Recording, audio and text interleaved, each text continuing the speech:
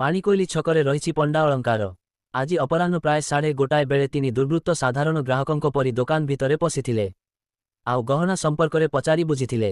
ପରେ ନିଜ ପାଖରେ ରଖିଥିବା ପିସ୍ତଲ ବାହାର କରି ଗହଣା ଦୋକାନୀ କର୍ମଚାରୀଙ୍କୁ ଭୟଭୀତ କରାଯାଇଥିଲେ।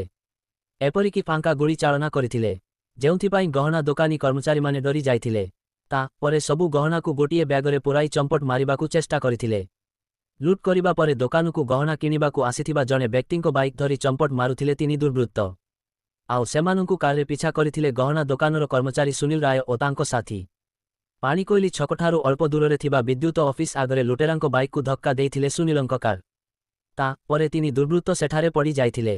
ତଳୁ ଉଠିବା ପରେ ଲୁଟେରାମାନେ ଅନ୍ଧାଧୁଁ ଗୁଳି ଚଳାଇଥିଲେ, ଯେଉଁଥିରେ ଗୁରୁତର ଆହତ ହୋଇଥିଲେ ଅଫିସ୍ ଆଗରେ ଛିଡ଼ା ହୋଇଥିବା ବିଦ୍ୟୁତ କର୍ମଚାରୀ ନୀଳମାଧବ ପଣ୍ଡା, କାର୍ ଭିତରେ ଥିବା ସୁନା ଦୋକାନୀ କର୍ମଚାରୀ ସୁନୀଲ ରାୟ ଓ ତାଙ୍କ ସାଥୀ।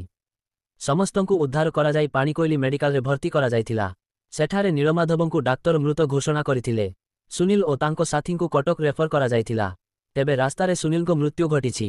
ଅନ୍ୟପକ୍ଷରେ ଗୁଳି ମାଡ଼ ପରେ ତିନି ଦୁର୍ବୃତ୍ତ ଚମ୍ପଟ ମାରିବାକୁ ଚେଷ୍ଟା କରୁଥିଲେ। ସ୍ଥାନୀୟ ଲୋକେ ତିନି ଜଣଙ୍କୁ ପିଛା କରିଥିଲେ। ଜଣେ ଦୁର୍ବୃତ୍ତ ଜୀବନ ବିକଳରେ ବନ୍ଧୁକ ଧରି ଗାଡ଼ିଆ ଭିତରେ ପଶି ଯାଇଥିଲେ। ଉତ୍ତ୍ୟକ୍ତ ଲୋକେ ଗାଡ଼ିଆ ଭିତରେ ତାକୁ ମାଡ଼ି ବସିଥିଲେ। ତା ପରେ ତାକୁ ବହେ ନାଦିଥିଲେ। ତାକୁ ମାଡ଼ ମାରି ରକ୍ତ କରିଦେଇଥିଲେ। ଅନ୍ୟ ଜଣେ ଭୟରେ ଏକ ଦୋକାନ ଘର ଭିତରେ ପଶି ଯାଇଥିବା ବେଳେ ତୃତୀୟ ଦୁର୍ବୃତ୍ତ ଚମ୍ପଟ ମାରିବାରେ ସଫଳ ହୋଇଥିଲା। ଘଟଣାସ୍ଥଳରେ ପୁଲିସ ପହଞ୍ଚି ଦୀର୍ଘ ସମୟର କସରତ ପରେ ଉତ୍ତ୍ୟକ୍ତ ଲୋକଙ୍କ କବଳରୁ ଦୁଇ ଲୁଟେରାଙ୍କୁ ଉଦ୍ଧାର କରିଥିଲା। ସେମାନଙ୍କୁ ଯାଜପୁର ଟାଉନ୍ ମେଡିକାଲରେ ଭର୍ତ୍ତି କରିଥିଲା। ସେଠାରେ ଉତ୍ତେଜନା ପ୍ରକାଶ ପାଇବାରୁ ସୁରକ୍ଷା ସୃଷ୍ଟିରୁ ପୁଲିସ ଜଣକୁ କଟକ ବଡ଼ ମେଡିକାଲ ସ୍ଥାନାନ୍ତରିତ କରିଛି। ଏହାଛଡ଼ା ଗୁଳିକାଣ୍ଡ ସ୍ଥାନରୁ ପୁଲିସ ବିପୁଳ ପରିମାଣର ସୁନା ଜବତ କରିଛି। ଜବତ ହୋଇଥିବା ସୁନା ଲୁଟେରା ନେଇ ପଳାଉଥିବା ଜଣାପଡ଼ିଛି। ସେପଟେ ଦୁର୍ବୃତ୍ତଙ୍କ ସମ୍ପର୍କରେ କୌଣସି ସୂଚନା ମିଳିନି। ସ୍ଥାନୀୟ ଲୋକଙ୍କ କହିବା ଅନୁସାରେ ଲୁଟେରାମାନେ ଖଣ୍ଡି ହିନ୍ଦୀ ଭାଷାରେ କଥା ହେଉଛନ୍ତି। ସେମାନେ ଝାଡ଼ଖଣ୍ଡୀ ବା ଛତିଶଗଡ଼ି ହୋଇଥିବେ। ଅନ୍ୟପକ୍ଷରେ ଫେରାର ଥିବା ଅଭିଯୁକ୍ତକୁ ଧରିବା ପାଇଁ ପୁଲିସ ବିଭିନ୍ନ ସ୍ଥାନରେ ଚଢ଼ଉ ଜାରି ରଖିଛି। ଏବେ ମଧ୍ୟ ପାଣିକୋଇଲି ଛକରେ ଉତ୍ତେଜନା ଲାଗି ରହିଛି। ସୁରକ୍ଷା ଦୃଷ୍ଟିରୁ ବ୍ୟାପକ ପୁଲିସ ଫୋର୍ସ ମୁତୟନ କରାଯାଇଛି। ପାଣିକୋଇଲି ଛକରେ ରହିଛି ପଣ୍ଡା ଅଳଙ୍କାର। ଆଜି ଅପରାହ୍ନ ପ୍ରାୟ 1:30 ବେଳେ ତିନି ଦୁର୍ବୃତ୍ତ ସାଧାରଣ ଗ୍ରାହକଙ୍କ ପରି ଦୋକାନ ଭିତରେ ପଶିଥିଲେ। ଆଉ ଗହଣା ସମ୍ପର୍କରେ ପଚାରି ବୁଝିଥିଲେ। ପରେ ନିଜ ପାଖରେ ରଖିଥିବା ପିସ୍ତଲ ବାହାର କରି ଗହଣା ଦୋକାନୀ କର୍ମଚାରୀଙ୍କୁ ଭୟଭୀତ କରାଯାଇଥିଲେ।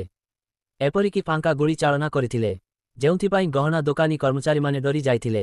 ତା ପରେ ସବୁ ଗହଣାକୁ ଗୋଟିଏ ବ୍ୟାଗରେ ପୁରାଇ ଚମ୍ପଟ ମାରିବାକୁ ଚେଷ୍ଟା କରିଥିଲେ।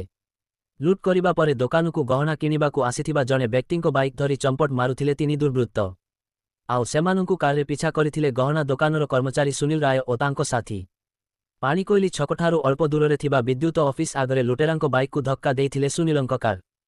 ତା ପରେ ତିନି ଦୁର୍ବୃତ୍ତ ସେଠାରେ ପଡ଼ି ଯାଇଥିଲେ। ତଳୁ ଉଠିବା ପରେ ଲୁଟେରାମାନେ ଅନ୍ଧାଧୁଁ ଗୁଳି ଚଳାଇଥିଲେ, ଯେଉଁଥିରେ ଗୁରୁତର ଆହତ ହୋଇଥିଲେ ଅଫିସ୍ ଆଗରେ ଛିଡ଼ା ହୋଇଥିବା ବିଦ୍ୟୁତ କର୍ମଚାରୀ ନୀଳମାଧବ ପଣ୍ଡା, କାର୍ ଭିତରେ ଥିବା ସୁନା ଦୋକାନୀ କର୍ମଚାରୀ ସୁନୀଲ ରାୟ ଓ ତାଙ୍କ ସାଥୀ। ସମସ୍ତଙ୍କୁ ଉଦ୍ଧାର କରାଯାଇ ପାଣିକୋଇଲି ମେଡିକାଲରେ ଭର୍ତ୍ତି କରାଯାଇଥିଲା।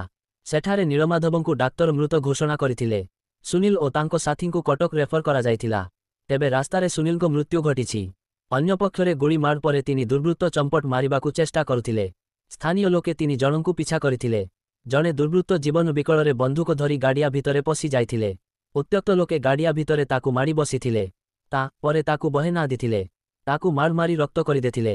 ଅନ୍ୟ ଜଣେ ଭୟରେ ଏକ ଦୋକାନ ଘର ଭିତରେ ପଶି ଯାଇଥିବା ବେଳେ ତୃତୀୟ ଦୁର୍ବୃତ୍ତ ଚମ୍ପଟ ମାରିବାରେ ସଫଳ ହୋଇଥିଲା। ଘଟଣାସ୍ଥଳରେ ପୁଲିସ ପହଞ୍ଚି ଦୀର୍ଘ ସମୟର କସରତ ପରେ ଉତ୍ତ୍ୟକ୍ତ ଲୋକଙ୍କ କବଳରୁ ଦୁଇ ଲୁଟେରାଙ୍କୁ ଉଦ୍ଧାର କରିଥିଲା। ସେମାନଙ୍କୁ ଯାଜପୁର ଟାଉନ୍ ମେଡିକାଲରେ ଭର୍ତ୍ତି କରିଥିଲା। ସେଠାରେ ଉତ୍ତେଜନା ପ୍ରକାଶ ପାଇବାରୁ ସୁରକ୍ଷା ସୃଷ୍ଟିରୁ ପୁଲିସ